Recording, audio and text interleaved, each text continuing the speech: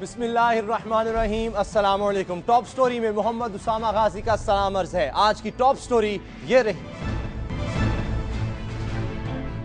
कल supreme court ने सिंध हुकूमत को चार्जशीट किया। जवाब में 8 दिन की हुकूमत के वजीर आला डट गए। 2 एहलकारों के कत्ल पर लियारी में रेंजर्स का ऑपरेशन, 2 तरफा फायरिंग। ऑपरेशन गवर्नर के हुक्म पर पीपल्स पार्टी ऑपरेशन के खिलाफ उठ खड़ी हुई। सानिया अब्बास टाउन पर सियासत तो जारी मगर मुतासिरीन फरामोश। मजलिस वाहदतुल मुस्लिमीन ने तहरीक चलाने का ऐलान कर दिया। मुस्लिम लीग नून पूरी तैयारी से इंतखाबात में उतर रही है। मंशूर और निगरान वजीर आजम के नाम भी जारी।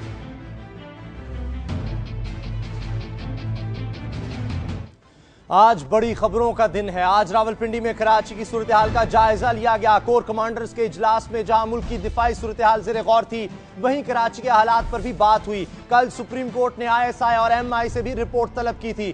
खबर है कि कोर कमांडर्स कॉन्फ्रेंस में फैसला किया गया कि हसास इदारे कानून नाफिज करने वाले इदारों को मालूमात की फराहमी का दायरा कार बढ़ाएं। कल ही अदालत ने रेंजर्स की कारकर्दगी के गिर्द सवालिया निशान खींचा और आज कराची में रेंजर्स ने लियारी में ऑपरेशन शुरू कर दिया। इस ऑपरेशन में 12 मुश्तबा अफराद गिरफ्तार और 4 मुखवी बरामद करवाए गए। इस ऑपरेशन का जवाब रेंजर्स के 2 एहलकारों को अगवा करके कत्ल करना बताया जाता है, जिनकी लाशें लियारी से मिली। पीपल्स पार्टी कराची के सदर अब्दुल कादिर पटेल इस ऑपरेशन के खिलाफ सरापा एहतजाज थे। प्रेस कॉन्फ्रेंस करते हुए कह रहे थे कि बगैर तहकीकात के हमारे इलाकों पर हल्ला बोलना हमारे वोट बैंक को तकसीम और फौज की साख को नुकसान पहुंचाने की साजिश है। उनका शिकवा है कि कराची के दीगर इलाकों में भी दहशतगर्दी के वाकयात होते हैं, वहां तो पूरे इलाके पर चढ़ाई नहीं की जाती। उनका यह भी कहना है कि जराइम पेशा अफराद के खिलाफ कार्रवाई के लिए रेंजर्स के साथ ताउन पर तैयार हैं, लेकिन पूरे इलाके पर चढ़ाई करना दुरुस्त नहीं। कहा जाता है कि कानूनन रेंजर्स सिविल इलाकों में सिविल हुकूमत के मातहत होती है, लेकिन यहां तो सिविल हुकूमत अपने ही इस हल्के पर लश्कर कुशी कर रही है। जो इसके 9 उम्र चेयरमैन यानी बिलावल भुट्टो जरदारी का हल्का इंतखाब होना है। अगर यह ऑपरेशन हुकूमत सिंध की इजाजत से हो रहा है तो फिर यह समझा जाए कि सिंध हुकूमत पार्टी नज़्मो ज़ब्त के खिलाफ चल रही है, जो कि बज़ाहिर मुमकिन नजर नहीं आता। एक खबर यह भी थी कि लियारी ऑपरेशन गवर्नर सिंध की इजाजत से किया गया। गवर्नर सिंध उसी जमात के रुकन हैं जो लियारी से ताल्लुक रखने वाले पुलिस को मतलूब अफराद के सरों की कीमत खत्म करने पर हुकूमत से अलहदा हो गई थी। तो क्या लियारी ऑपरेशन का मतलब यह लिया जाए कि अपनी अपनी जमात की सियासत हो रही है? रेंजर्स के 2 एहलकारों के अगवा और कत्ल पर MQM के कायद जनाब अल्ताफ हुसैन का यह बयान भी गौर तलब है, जिसमें उन्होंने सवाल किया था कि क्या फौज और इसका नीम फौजी इदारा दहशतगर्द कातलों के सामने बेबस है और क्या वो इस दहशतगर्दी पर कोई जुर्रतमंदाना इकदाम उठाने में बेबस है? अल्ताफ हुसैन साहब का कहना था कि जिस फौज ने 1992 को कराची में ऑपरेशन क्लीन अप किया, उसी फौज के अफसर और एहलकार लियारी में अगवा किए जा रहे हैं और दूसरे दिन उनकी तशद्दुद ज़दा लाशें मिलती हैं। 1000 एहलकारों के साथ रेंजर्स लियारी को हिसार में लेकर ऑपरेशन कर रही थी। रेंजर्स के 2 एहलकार कत्ल किए गए हैं। इसका रद्देमल शदीद ही होगा, क्योंकि रेंजर्स आम हालात में जिस तरह का रद्देमल जाहिर करती है, उसका मुजाहरा हम सरफराज नामी कराची के एक नौजवान के साथ होने वाले सलूक की सूरत में देख चुके हैं। मुमकिन है कराची में जो कुछ हो रहा है वो सियासत का गर्दाब हो, जिसमें हुकूमत फंसाई जा रही है, क्योंकि आज सुप्रीम कोर्ट में FIA के डायरेक्टर ने इल्जाम लगाया कि शाहजेब के कातिल शार जतोई को फरार के लिए जहाज पर सवार करवाने वाले बिलावल हाउस के प्रोटोकॉल ऑफिसर थे। कराची में क्या हो रहा है? अगर सियासत है तो किस किस्म की? निशाना कौन है? शहादत किसकी होगी? इस पर बात करने के लिए हमारे साथ मौजूद हैं एडिटर रोजनामा दुनिया अहमद हसन साहब। अहमद हसन साहब, बहुत शुक्रिया आपका। ये क्या हो रहा है कराची में? एक तरफ हम देखते हैं कि पीपल्स पार्टी के रुकन कहते हैं कि यह हल्ला बोला गया, दूसरी तरफ से आवाज आती है कि गवर्नर के कहने पर ही ऑपरेशन हुआ। जनाब, कराची बहुत अरसे से मक्तल बना हुआ है। अभी सानिया अब्बास टाउन हुआ है, इससे पहले 10-15 लोग रोज़ाना हलाक होते रहे हैं और बहुत अलमनाक बात यह है कि हमारे वज़ीर आला ने कई मरतबा ये कहा है कि जी 10-15 अफराद की हलाकत इतने बड़े शहर में मामूल की बात है। अब ये कहना कि एक तो यह है कि ये ऑपरेशन इससे पहले भी एक दफ़ा हुआ था, जो बग़ैर किसी हिकमत अमली के शुरू हुआ था और अधूरा छोड़ दिया गया था, जिसके बहुत ही मुज़िर असरात बाद में सामने आए थे और वहाँ जो लोग, जिन लोगों पर इल्ज़ामात थे दहशतगर्दी के, बत्ताखोरी के, उनके अज़ाइम मज़ीद बुलंद हो गए थे, हौसले और बहुत ज़्यादा बुलंद हो गए थे। तो इसलिए अब भी मैं ये समझता हूं कि ऑपरेशन बहुत जल्दबाजी में शुरू किया गया है, बगैर किसी हिकमत अमली के, और फिर एक ही जगह शुरू किया गया है। ये ऐसा नहीं होना चाहिए। हुकूमत को चाहिए कि वो ऑपरेशन अगर करे तो शहर के मुख्तलिफ इलाकों में बैक वक्त शुरू करे, 3-4 जगहों पे, ताकि किसी भी तबका आबादी को ये एहसास ना हो कि उसके खिलाफ इम्तियाजी सलूक किया जा रहा है। क्योंकि दहशतगर्दी के वाक़यात मुख्तलिफ इलाकों में होते रहे हैं और ये साबित होता रहा है कि मुख्तलिफ इलाकों में असलहा मौजूद है। क्योंकि बाज़ औक़ात जब कभी हवाई फायरिंग की जाती है तो तकरीबन पूरे शहर में ही हवाई फायरिंग होती है, जिससे इस बात का इजहार हो जाता है कि इन सब लोगों के पास असलहा मौजूद है जी। और फिर ऑपरेशन से ज़्यादा बेहतर यह है, सबसे पहला काम यह होना चाहिए कि हथियारों को इस शहर में आने से रोका जाए। हथियार न सिर्फ अंदरून मुल्क से भी आ रहे हैं बल्कि बैरून मुल्क से भी स्मगल हो रहे हैं। सबसे पहले तो इसको रोका जाए, जैसा कि chief justice Peshawar high court ने भी कहा है कि इसको देखा जाए कि कैसे आ रहे हैं हथियार। उसके बाद ये होना चाहिए कि जो मौजूद हथियार हैं इस शहर में उनको बरामद करने के लिए मुहिम चलाई जानी चाहिए, उनको पकड़ना चाहिए। अगर आप एक तरफ ऑपरेशन करें, हथियार बरामद करें और दूसरी तरफ से हथियार आते रहें तो ऐसे ऑपरेशन का कोई फायदा नहीं है, कोई इससे नतीजा नहीं निकलेगा। लेकिन क्या सियासी पार्टियों का मौक़िफ़ अब मुख्तलिफ हमें वाज़े तौर पर नजर आ रहा है? पीपल्स पार्टी चाहती है कि लियारी में कोई ऑपरेशन ना किया जाए, मुत्तहिदा कौमी मूवमेंट का ख्याल है कि वहां ऑपरेशन होना चाहिए। हाँ जी, ये बिल्कुल ये मुस्तकिल तौर पर रहा है, लेकिन इससे पहले पीपल्स पार्टी का मौक़िफ़ ये रहा है कि पूरे शहर में हो ऑपरेशन, और मुत्तहिदा कौमी मूवमेंट का मौक़िफ़ ये रहा है कि सिर्फ कराची में नहीं बल्कि पूरे मुल्क में होना चाहिए ये ऑपरेशन। हथियारों से फ्री जो है वो पूरा मुल्क होना चाहिए, ये दोनों का मौक़िफ़ है।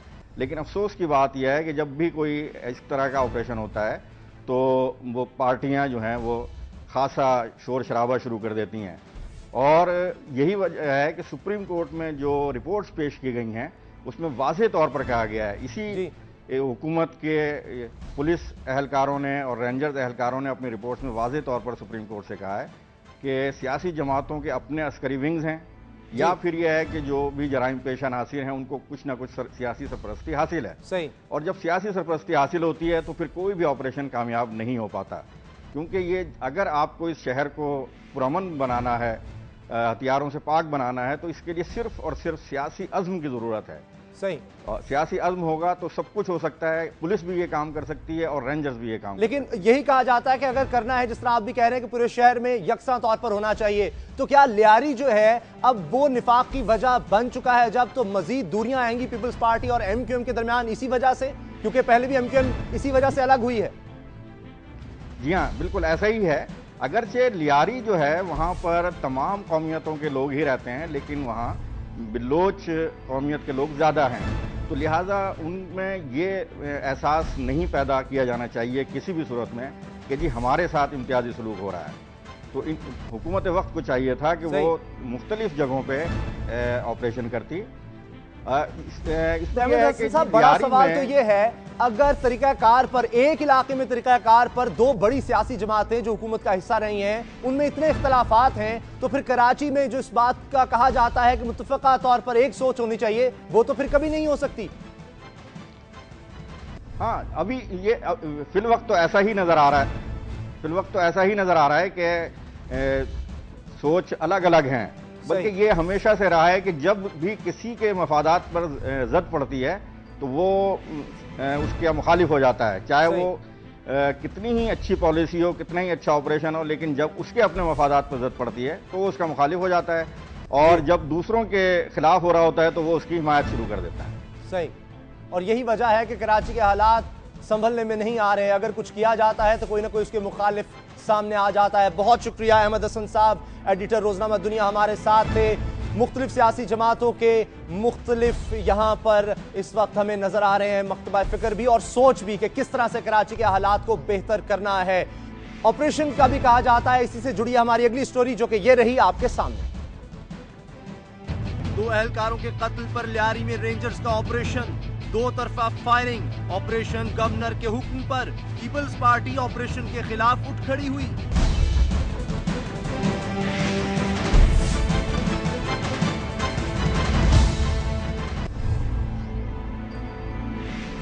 कल supreme court Sania Abbas town पर सरापा सवाल थी। एक सवाल सूबाई हुकूमत से था कि वो कहां है, एक सवाल इस हुकूमत के मातहतों से था कि जब इस ताने की पेश की इतला थी तो वो चैन की बंसुरी क्यों बजा रहे थे। एक शिकवा हुकूमत सिंध के करता धरताओं से था कि वो नाहल अफसरों को गले से लगाए क्यों फिरती है। एक इज़हार अफसोस था कि सिंध हुकूमत को अक्टूबर में ही तहलील कर देना चाहिए था।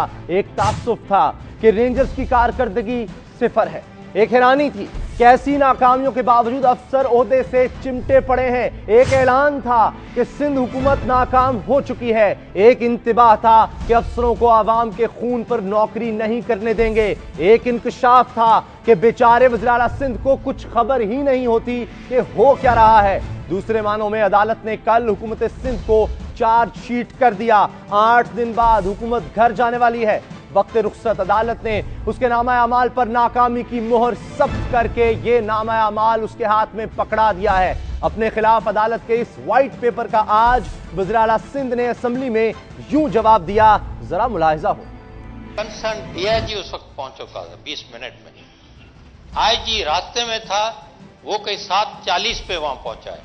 अब आप कहें प्रेजेंस नहीं है पुलिस की और गवर्नमेंट का प्रेजेंस नहीं है तो ये तो अफसोस की बात है। I am answerable to God, answerable to people of Sindh and answerable to this august house. Sir शादी का आप कार्ड अभी भी है मेरे पास। 9 बजे का उनका काल था, मैं 7 बजे चल के वहां बैठ जाऊंगा। सेपरेट पुलिस है वीआईपीज के लिए, यकीनन है। ये जनाब इतना बड़ा 9/11 का इंसिडेंट हुआ, किसी ने रिजाइन किया वहां, जो सुप्रीम कोर्ट है उसको सुनना चाहिए था हमें। एक दिन में 2 घंटों में फैसला दे देना। ये बिल्कुल दुरुस्त है कि मुंतखब हुकूमतों के मुतहस्सिब आवाम होते हैं। ये भी दुरुस्त कि सियासी हुकूमतों की कामयाबी और नाकामी का फैसला किसी जज या जर्नैल ने नहीं करना होता और ना ही किसी एंकर पर्सन को इख्तियार है। लेकिन जब नाकामियों का हजम हद से बढ़ जाए तो फिर बातें करने वालों की जुबानों पर ताले नहीं डाले जा सकते। यौम हिसाब जिसको टालने के हीले तो बहुत हुए, वो करीब तर है। सवाल सिर्फ इतना होगा कि हमने तुम्हें मुंतखब इसलिए नहीं किया था कि बूढ़े बाप जवान बेटों के लाशें उठाएं। ये हुकूमतें इसलिए बनाई गई थीं कि हम बेटियों को बेवगी के अजाबों से दो चार देखें, कमसनी में बच्चों को यतीमी के दाग मिले। अवाम को जवाब देते वक्त अगर मगर के लफ्ज और मसलहतों के हवाले काम नहीं आते। हुकूमतों का यौम हिसाब करीब तर है, अवाम जाने और हुक्मरान। फिल वक्त सवाल यह है कि क्या अदालत पर यूं गरज बरस कर नाकामियों की खिफ़त मिटाई जा सकती है। इस बारे में बात करने के लिए हमारे साथ हैं मुजीब रहमान शामी साहब, सीनियर तज्ज़िया निगार हैं, सीनियर सहाफ़ी हैं, किसी तारुफ के मोहताज नहीं। शामी साहब, जो कुछ वज़ीर आला कह रहे थे वो तो ऐसे लगता है जैसे सुप्रीम कोर्ट ने जो कुछ कहा उनको लग रहा था कि ये सब बहतान है। देखिए, जब एक हादसा होता है और तो एक जज्बाती फजा होती है, लोग बड़े पैमाने पर निशाना बने, बच्चे भी थे, बूढ़े भी थे, जवान भी थे, औरतें भी थीं। उन कई घरों के चिराग गुल हो गए, घर जमीन बोस हो गए, दुकानें जो दरम बरम हो गई, माल जो है लुट गया। तो ये सारी जो सूरत हाल है, इसमें जज्बात जो है वो तो बहुत नुक्ता अरूज पर होते हैं।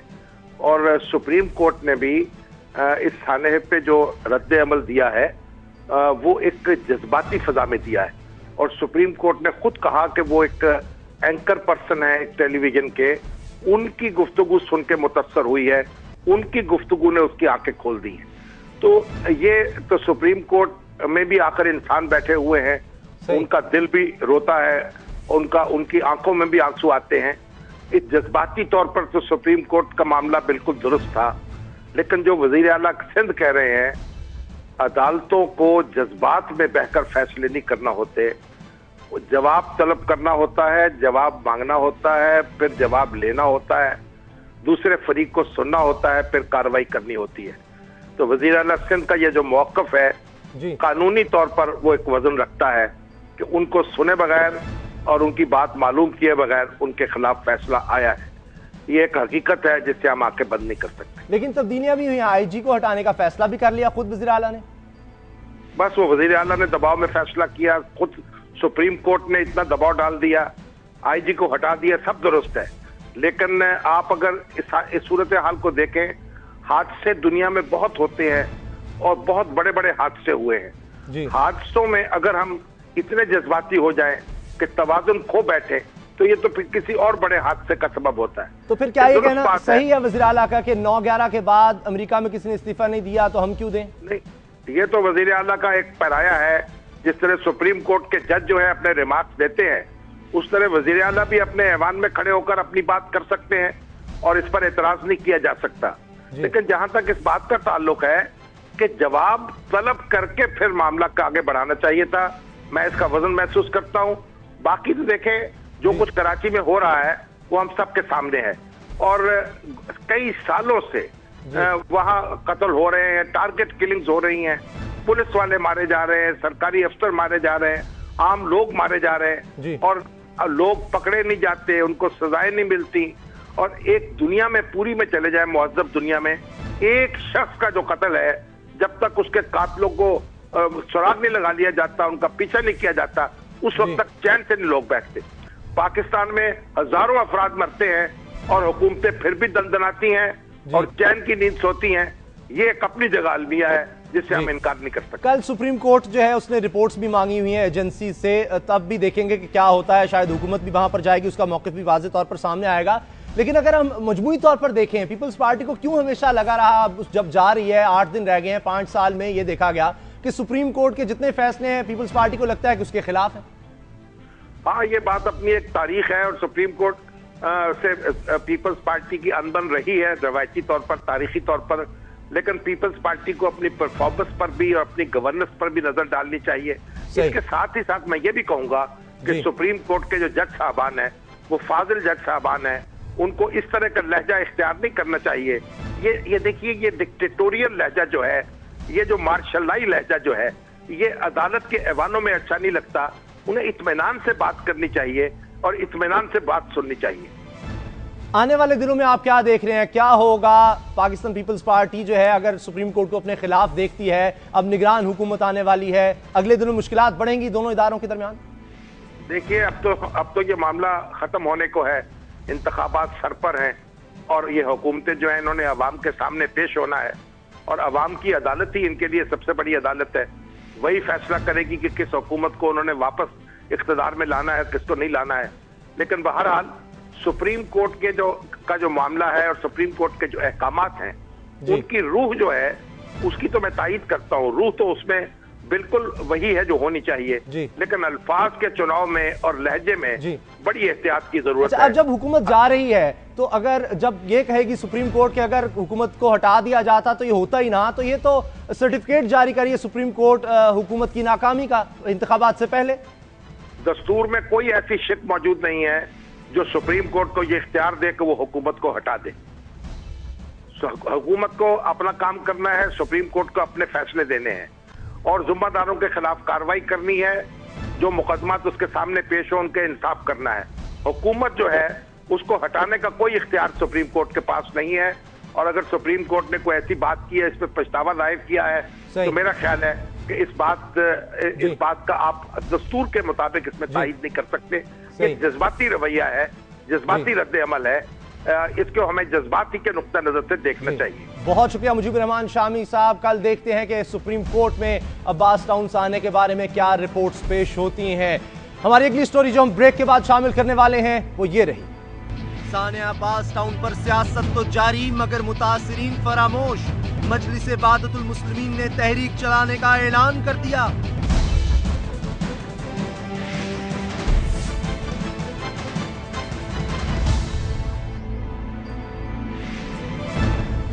अब्बास टाउन पर एक क़यामत तो धमाके की शक्ल में टूटी, जिसके नतीजे में 50 के करीब कीमती इंसानी जानें चली गईं और 135 से ज्यादा लोग जख्मी हुए।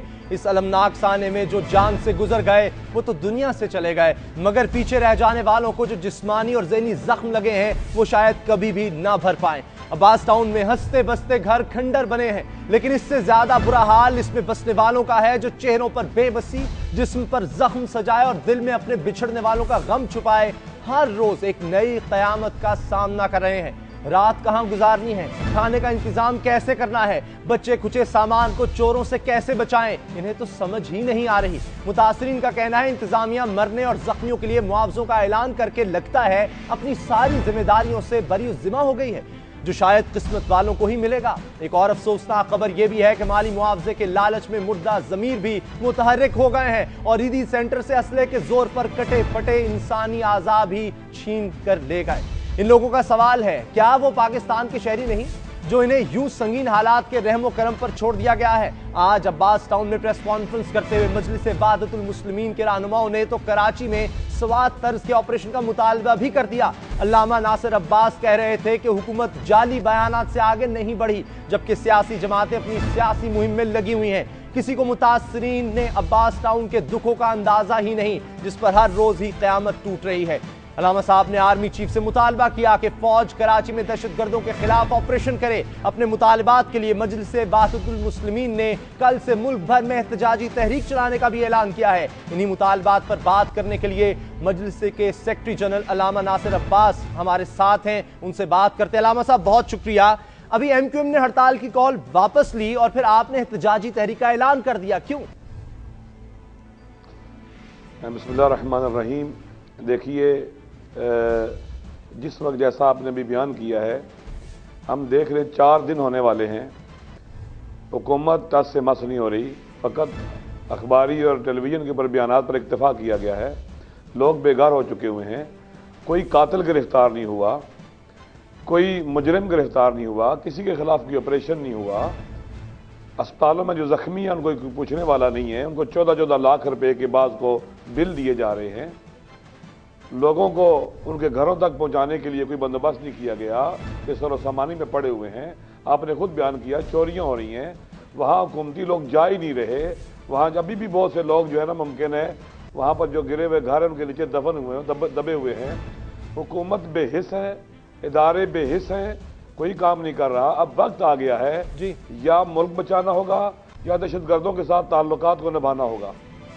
आपने मुतालबा किया है फौजी ऑपरेशन का, ये किस तरह हल है? सियासतदान तो नहीं चाहते कराची में इस तरह से बड़े पैमाने पर फौजी ऑपरेशन हो। आपने देखा आज लियारी में क्या हुआ, एहतजाज होता रहा। देखिए, 5 साल से इस मुल्क के अंदर कत्ल व गारतगरी हो रही है। इससे पहले से भी होती रही है। कोयटा का वाकया हुआ, 2 दफा वहां बम ब्लास्ट हुआ। हमने वहां कहा कि ऑपरेशन किया जाए, नहीं किया गया। आपने देखा कि फिर हो गया। अब कराची के अंदर भी इस तरह के वाकयात पहले से हो रही है। ये दाई अफसोसनाक सान्या हुआ, लेकिन कोई इकदाम नहीं किया गया। अगर अब भी ऑपरेशन ना हुआ, रेंजर नाकाम हो चुकी है। हमारे लिए पाकिस्तान की पुलिस, रेंजर, हुक्मरान, ये सारे लश्कर जंगवी बन चुके हुए हैं।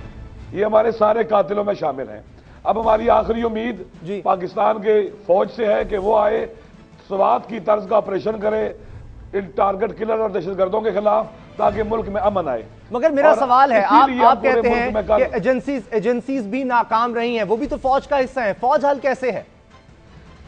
इसीलिए हम कहते हैं कि अगर हम उनका दरवाजा खटखटा रहे हैं, मेरे ख्याल में हम जो नेचुरल प्रोसेस है उसको तय कर रहे हैं, तभी प्रोसेस को, ताकि कल की हमें गिला ना करे कि आपने आखिरी दरवाजा नहीं खटखटाया। हम पाकिस्तान के फौज के सिपा सालार से कहते हैं कि क्या इतना खून काफी नहीं है हमारी आंखें खोलने के लिए, हमारे कानों से पर्दे हटाने के लिए, और कितने घर उजड़ने चाहिए इस मुल्क को तबाह होने के लिए? नहीं, आपकी इस बात से मुराद क्या है? सरहदों से थ्रेट पाकिस्तान के अंदर आ गया। पाकिस्तान में ऐसी कोई गुंजाइश नहीं है कि आर्मी खुद से आके यहाँ पर ऑपरेशन कर ले?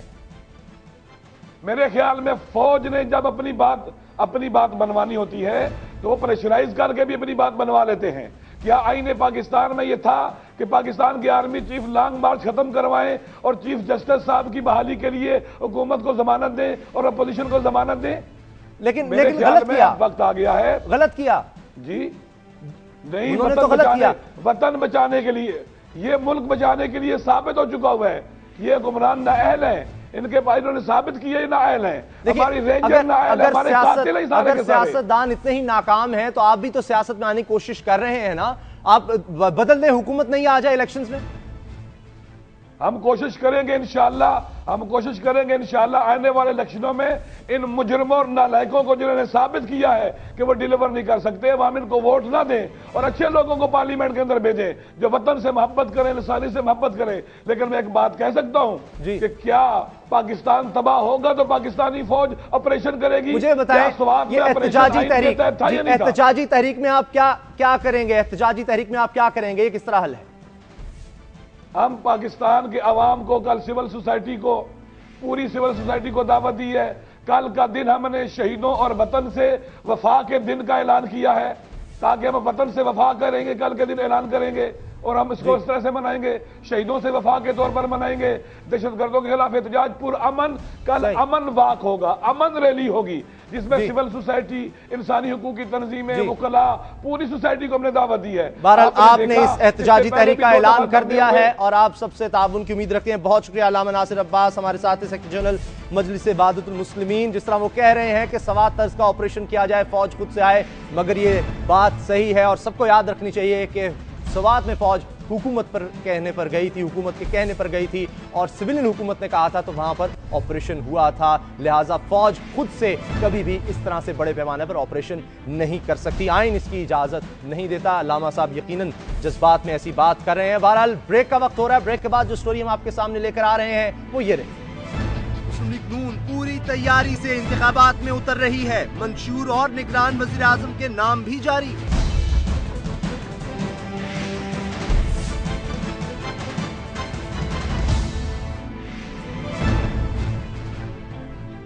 मौजूदा हुकूमत अपनी जिंदगी के आखिरी 8 दिन पूरे कर रही है। यह सच है कि पीपल्स पार्टी को हुकूमत संभालते ही मुश्किलात विरसे में मिली।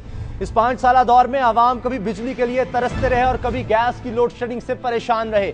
सीएनजी के लिए लंबी लाइनें और महंगाई ने भी लोगों की नाक में दम किए रखा। दहशतगर्दी और बदअमनी का जिन भी बेकाबू रहा। अब जबकि हुकूमत जा रही है और इलेक्शन आने वाले हैं, सियासी जमातें आवाम के इन्हीं मसाइल को हल करने का नारा लगाकर सियासी मैदान में उतरने के लिए तैयार हैं। आज मुस्लिम लीग नून ने अपने इंतखाबी मंशूर का ऐलान कर दिया है, जिसमें अवाम के मसला नंबर 1 यानी तवानाई बहरान के हवाले से वादा किया गया है कि अगर मुस्लिम लीग नून की हुकूमत बनी तो बिजली का बहरान 2 साल में खत्म कर देंगे। मंशूर में यह वादा भी किया गया है कि इक़्तिदार में आते ही 6 माह के अंदर बल्दियाती इंतखाबात भी करवा दिए जाएंगे। यहाँ यह सवाल भी उठता है कि नून लीग पंजाब में अपनी हुकूमत होते हुए ये काम क्यों ना कर सकी। मुस्लिम लीग नून के मंशूर का एक और नुक्ता कराची में अमन व अमान पर खुसूसी तवज्जो देना है और फौजी सरबराहों की तैनाती सीनियरिटी की बुनियाद पर करना भी है। महंगाई में पिसते मजदूर की कम अज कम उजरत बढ़ाकर 15,000 रुपए माहाना तक लाने का भी वादा किया गया है। मुस्लिम लीग का यह मंशूर आवाम को पसंद है या नहीं, इसका जवाब आवाम इंतखाबात में वोट की शक्ल में देंगे। मुल्क के अहम मामलात पर नून लीग के मंशूर में और क्या नुकात शामिल हैं? पंजाब में नए सूबों के मामले पर नून लीग सेनेट में मंजूर होने वाले 24वें तरमीमी बिल को किस नजर से देखती है? इस पर बात करने के लिए हमारे साथ स्टूडियो में मौजूद हैं मुस्लिम लीग नून के तर्जुमान सेनेटर परवेज रशीद। सेनेटर साहब, बहुत शुक्रिया आपका। इससे पहले इस मंशूर पर आए, दीगर बातों पर आए, आपने निगरान वज़ीर आज़म के लिए नाम दिए, उसके बारे में जो हुकूमत की तरफ से जवाब आया है, आज वज़ीर इत्तलात नशरियात कमर ज़मान कायरा ने क्या कहा, पहले वो आपको दिखा देते हैं और सुनिए। जो 3 नाम उन्होंने दिए हैं, अभी तक मुझे लगता है कि उन्होंने कहा तो है, लेकिन शायद कुछ सियासी मखौल किया, सियासी मखौल किया, मजाक किया, इसलिए कि उन्होंने एक ऐसे सियासतदान का नाम उसमें लिया जिसको सारी जिंदगी खुद उनकी जमात गालियां देती रही और उनको लड़की पसंद किया कि आज तक ताने देते रहे। सेनेटर साहब, मेरा सवाल नहीं है, सियासी मखौल किया आपने नाम देकर। देखिए, मुस्लिम लीग नून ने 3 नाम दिए जी। जस्टिस नासिर असलम जाहिद साहब का, शाकिरुल्लाह जान साहब का और रसूल बख्श प्लेजो साहब का। पहली तो अर्ज ये है कि कायरा साहब को मैं बहरहाल एक इंतहाई संजीदा सियासतदान समझता हूँ और मेरी दरख्वास्त उनसे ये है, मेरे दोस्त भी हैं, वो संजीदगी से जवाब दे रहे थे। हालांकि इस दफा तो तहरीक इंसाफ ने भी नामों पर एतराज नहीं किया, कमाल हो गया। मेरे दोस्त भी हैं और फिर मैं उनको बहरहाल सिर्फ एक दरख्वास्त करना चाहता हूँ कि जहाँ आपने 4 साल 12 महीने 11 महीने और 20 दिन संजीदगी से गुजारे हैं, वहाँ आखिरी 10 दिन भी संजीदगी से गुजारे। ठीक है, इसके अलावा आपका कोई जवाब नहीं। अभी मुशावरत होना बाकी है। वो कहते हैं उम्मीद है कि वज़ीर आज़म देखिए से मिलना चाहते हैं चौधरी निसार से। तीनों मोहतरम नाम है, तीनों मोहतरम नामों को मजाक कहना ये संगदिली है जो नहीं करनी चाहिए। रसूल बख्श प्लेजो साहब की एक लंबी स्ट्रगल है। शाकिरुल्लाह जान साहब मुनसिफ के तौर पर हम सब कदर की निगाह से उन्हें देखते हैं। नासिर असलम जाहिद, उनकी जमहूरियत के साथ कमिटमेंट, आइन के साथ कमिटमेंट, ये तीनों बातें जो हैं इन तीनों लोगों में इस तरीके से मौजूद हैं कि पूरा पाकिस्तान उनकी इज्जत करता है, एहतराम करता है। उनके नामों को मजाक करार देना ये संग दिली है। कहते हैं आप रसूल बख्श प्लेजो साहब के खिलाफ भी रहे। अच्छा, एक अब बड़ा अहम सवाल, सेनेट से अब पास हो गया है नए जनूबी पंजाब के लिए बिल, एक कदम जो है वो आगे बढ़ चुकी है, एक बड़ा कदम, अब कौमी असम्बली रह गई है, आप इस पर क्या कहते हैं? उन्होंने तो पास करवा लिया सेनेट से, सूबे की तरफ एक कदम बढ़ चुका है। मैं आपका जवाब देता हूं इस बात का भी, लेकिन सिर्फ एक बात मैं और भी कहूंगा जी कि ये तो फिर देखिए उन्हें हमारे जो नाम तजवीज़ करते हैं वो कितने हमने गैर जानबदाराना तरीके से किए और सेल्फ इंटरेस्ट के बगैर किए जी, कि अगर किसी को हमने कभी मुखालफत भी की होगी और उसके सियासी नुक्ता नज़र से इख्तलाफ भी किया होगा, लेकिन उसका नाम भी हमने तजवीज़ किया कि हम उसको एक अच्छा आदमी बहरहाल समझते हैं कि वो गैर जानबदार है और मुनसफाना इंतखाबात कराने में। देखते हैं इसमें मुशावरत कहाँ तक, आपके मंशूर में नए सूबों की बात कहाँ है? 15,000 पे आप कह रहे हैं कि आएंगे हुकूमत में तो मजदूर की तनख्वाह कर देंगे, अब भी आपके पास पंजाब में हुकूमत है, वहां तो कर दें। देखिए हमारी हुकूमत आज भी कम से कम तनख्वाह सबसे ज्यादा बाकी तीनों सूबों से ज्यादा है, 9,000 बाकी तीनों सूबों से और वफाक से आज भी ज्यादा है। और हमारा अपने लोगों के साथ अहद है कि बतदरीज हम इसको 15,000 तक ले जाना चाहते हैं। अभी पंजाब के वसाइल थे, अगर पाकिस्तान में हमें हुकूमत मिलेगी तो हम इकॉनमी को इतना ज्यादा बेहतर कर लेंगे, तवानाई के बहरान को खत्म करेंगे, सनतें चलनी शुरू हो जाएंगी, पाकिस्तान की इकॉनमी में इतनी ताकत आ जाएगी कि हम अपने मजदूर की कम से कम 15,000 रुपये तनख्वाह देने के काबिल हो जाए। वो विफाक की हुकूमत मिलेगी तो फिर, लेकिन बल्दियाती इंतखाबात तो सूबाई हुकूमत ने करवाने हैं, उसमें क्या अमर माने था कि अब तक आपने नहीं करवाया, अब आप कह रहे हैं कि 6 महीने के अंदर हम करवा लेंगे? जी, अगर हम 2011 में या 2012 में इंतखाबात करा देते तो इस वक्त बल्दियाती सिस्टम तो मौजूद होता जी, और जब असम्बलियाँ टूटती तो हमारे लोग जो हैं वो बैठे होते बल्दियात में और फिर बहुत सी जमातों को इतराज़ भी तो हो सकता था ना। इसलिए हम ये समझते हैं कि बल्दियाती इंतखाबात हमेशा नए इंतखाबात के साथ होने चाहिए, ताकि जब हुकूमतें घर को जाएं तो बल्दियाती नुमाइंदे जो हैं वो भी घरों को चले जाएं, मुल्क में किसी को ये कहने का मौका ना मिले कि ये इक़्तिदार को अपने इंतखाब में इस्तेमाल करने के लिए कौमी असम्बली के हों, सूबाई असम्बली के हों और फिर बल्दियाती भी आगे पीछे होने चाहिए। वो तो नए सूबों की बात कहां पर है? सेनेट से मैंने जिस तरह पहले अर्ज किया पास हो गया और ये जाहिर है नारा जो है इस पर लोग वोट देंगे जनूबी पंजाब के। जनाब, अर्ज ये है कि सेनेट से जो कानून मंजूर कराया गया, बहावलपुर में उसके खिलाफ एहतजाज हो रहा है, मियांवाली में उसके खिलाफ एहतजाज हो रहा है, अक्सरियत भी तो हो गई ना सेनेट में, कौमी असम्बली से भी अगर हो गया तो एहतजाज आइन तो इख्तियार देता है पार्लियामेंट। इसका मतलब है कि उन्होंने एक नापसंदीदा कानून मंजूर कराया है जिसने बजाय लोगों को खुशियां देने के मजीद इंतशार को पैदा किया है। हम ये कहते हैं कि आप एक कमीशन बना के इस काम को इस सलीके से करें कि किसी को किसी से शिकायत ना हो और उसको लोग अच्छी नजर से देखें। अच्छा, 2 साल में आप कह रहे हैं लोड शेडिंग का खात्मा हो जाएगा, लोग तो इतने परेशान हैं, आपको तो चाहिए आप कहें कि हम आते ही जल्द से जल्द कुछ ना कुछ कर देंगे कि हल हो जाए। 2 साल आपको चाहिए लोगों को इस परेशानी से निकालने के लिए? पहले 100 दिन के अंदर लोगों को फर्क महसूस होना शुरू हो जाएगा, क्योंकि बिजली की किल्लत भी है और कुछ नाअहली भी है और कुछ जो कर्जा जात हैं जिनको ये हुकूमत अदा नहीं कर सकती, सर्कुलर डेट जो है अपनी नाअहली की वजह से वो भी है। तो हम एक एक इश्यूज को लेंगे, एक शॉर्ट टर्म पॉलिसी होगी हमारी, एक मिड टर्म पॉलिसी होगी, एक फिर लॉन्ग टर्म पॉलिसी होगी। तो इंशाअल्लाह ताला हम पाकिस्तान में पहले बिजली की किल्लत को दूर करेंगे जी, फिर इतनी बिजली पैदा करने के काबिल होंगे कि हम अपनी सन्नतों को वाफर मकदार में बिजली मुहैया कर सकें और इस बहरान पर भी आप काबू पा लेंगे। मुझे बताएं आप क्या किस तरह से लेकर आएंगे सूबों की जो बात है? एक तरफ की जाती है कि आप कहते हैं 3 सूबे बनाए जाएं, आज मियां साहब कह रहे थे कि खैबर पख्तूनख्वा में रेफरेंडम होगा कि वहां पर सूबा बनना चाहिए नहीं बनना चाहिए, इससे पहले तो हज़ारा की बात होती रही।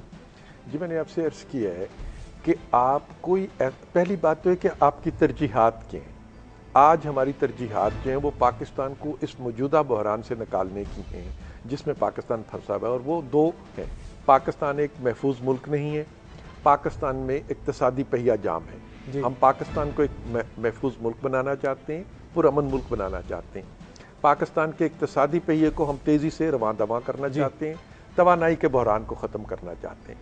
उसके बाद अगर सूबों के मामलात हैं, लोग सूबा बनाना चाहते हैं, उसके लिए एक इंडिपेंडेंट कमीशन बनाया जा सकता है जो जहाँ जहाँ ज़रूरत के मुताबिक सूबा बनना चाहिए और कहाँ कहाँ बनना चाहिए वो कमीशन उसके बारे में अपनी रिपोर्ट दे और हम उस पर अमल कर सकते हैं। सूबे बनाए जा सकते हैं। दुनिया में नए सूबे, नए डिवीजन, नए जिले, नई तहसीलें बनती रहती और आइन में इसका एक वजह भी किया गया तरीकाकार। अब देखते हैं आपको हुकूमत मिलती है या नहीं मिलती है, और फिर ही इस मंशूबे पर अमल हो सकेगा, और फिर लोग आपको वोट देकर लाते भी हैं नहीं, ये भी अभी देखना बाकी है। सेनेटर परवेज रशीद साहब, आप हमारे साथ स्टूडियो में मौजूद रहे, अपना वक्त दिया, बहुत शुक्रिया आपका। आपने सुन लिया, मुस्लिम लीग नून का जो मंशूर है अब ये डॉक्यूमेंटेड है, और अगर हुकूमत मिलती है मुस्लिम लीग नून की तो फिर लोग ये दिखा सकते हैं कि आपने हमसे ये वादे किए थे, किस हद तक ये पूरे हुए हैं। दुआओं में मोहम्मद उसामा गाजी को याद रखिएगा। अल्लाह ताला आपको औलाद के गम और नफरतों से महफूज रखे। अल्लाह हाफ़िज़।